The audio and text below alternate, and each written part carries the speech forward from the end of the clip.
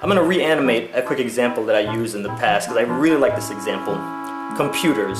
So you have man. Man creates computer. Computers can talk to each other. Man is the creator, existing outside of the creation.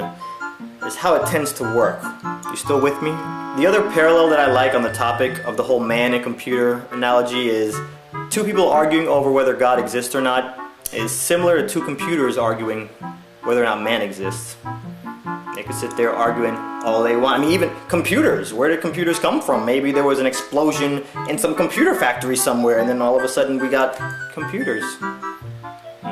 So it should be pretty clear what side of this I'm on here, but let me tell you guys real quick what I believe. Now, I drive down the street, I look up in the sky, I see those clouds, I see the grass, I see dirt, I see animals, I see just beautiful landscapes, I see beautiful sunsets. Some of you guys know I travel from time to time, I make the video blogs, and I sit back and I look at all the intricacies that are involved from everything from these big old mountain and huge sceneries down to the little insects.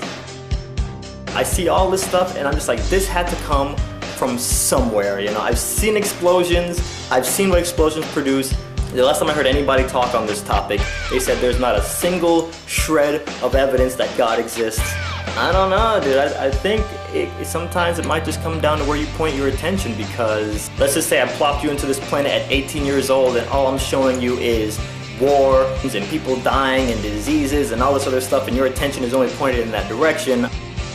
But if I take the same person, plop them on this planet and show them all kinds of other stuff, and again, observation, interpretation, that's big.